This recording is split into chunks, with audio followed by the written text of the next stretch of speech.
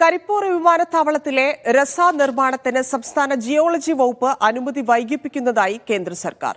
രസ നിർമ്മാണത്തിന് മണ്ണെടുക്കുന്നതിനുള്ള സ്ഥലങ്ങളിൽ ജിയോളജി വകുപ്പ് അനുമതി വൈകിപ്പിക്കുന്നുവെന്ന് കേന്ദ്രം പറയുന്നു. എം.കെ. രാഘവൻ എം.പിയുടെ ചോദ്യത്തിന് വ്യോമയാന സഹമന്ത്രി നൽകിയ മറുപടിയിലാണ് ഇക്കാര്യം പറയുന്നത്.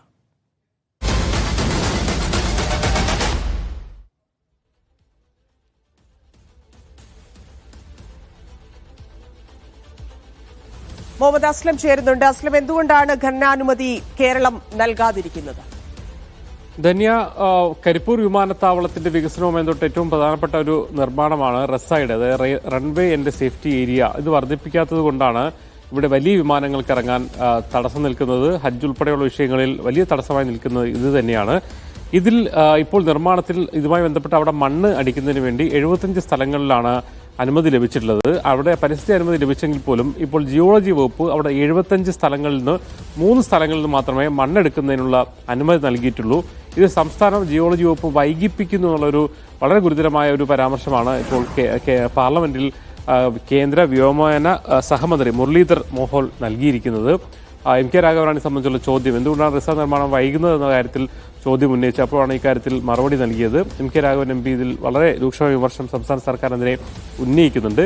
കാരണം കൊച്ചിയിലും അതോടൊപ്പം തന്നെ കണ്ണൂർ വിമാനത്താവളത്തിലൊക്കെ റിസർച്ച് നിർമ്മാണം നടക്കുന്നുണ്ട്. അവിടത്തേക്കുള്ള മണ്ണെടുപ്പുള്ള സ്ഥലങ്ങളിലൊക്കെ തന്നെ ജിയോളജി വകുപ്പ് നേരത്തെ തന്നെ അനുമതി വളരെ വേഗത്തിൽ നൽകുന്നുണ്ട്.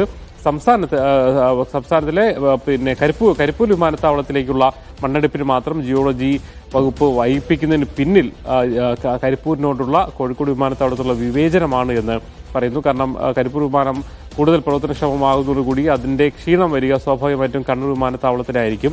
ഇത് മറികടക്കുന്നതിന് വേണ്ടിയിട്ടാണ് ഇപ്പോൾ സാങ്കേതികമായ കാര്യങ്ങൾ പറഞ്ഞുകൊണ്ട് ജിയോളജി വകുപ്പ് മണ്ണെടുക്കൽ വൈകിപ്പിക്കുന്നതെന്നാണ് പറയുന്നത്. ദേശീയപാതയ്ക്കടക്കം മണ്ണെടുക്കുന്നതിന് മറ്റ് തടസ്സങ്ങൾ മാറ്റി മുന്നോട്ട് കൊണ്ടുപോകുമ്പോൾ ഈ വൈകിപ്പിക്കലിനെ അംഗീകരിക്കാൻ കഴിയില്ല. ഇതിനെതിരായ ശക്തമായ നടപടിയിലേക്ക് പോകേണ്ടി വരുമെന്നാണ് പ്രതിഷേധത്തിലേക്ക് പോകേണ്ടി വരുമെന്നും എം.കെ. രാഘവൻ പറയുന്നുണ്ട്. എന്തായാലും കരിപ്പൂർ വിമാനത്താവളം സംബന്ധിച്ചുള്ള വികസനം സംബന്ധിച്ചുള്ള തർക്കം വലിയ തോതിൽ മലബാറിൽ നടക്കുന്നുണ്ട്. പ്രത്യേകിച്ച് കേന്ദ്രത്തിന്റെ വിമർശനമായി വരുന്നു, സ്ഥലം ഏറ്റെടുക്കുന്നതിനുള്ള വിമർശനം വരുന്നു. ഇതൊരു പുതിയൊരു കാര്യം എന്നതിലാണ് രസ നിർമ്മാണത്തിനുള്ള മണ്ണെടുക്കുന്നതിനുള്ള സ്ഥലങ്ങളിൽ സംസ്ഥാന ജിയോളജി വകുപ്പ് അനുമതി വൈകിപ്പിക്കുന്നുള്ള കാര്യം പറയുന്നത്.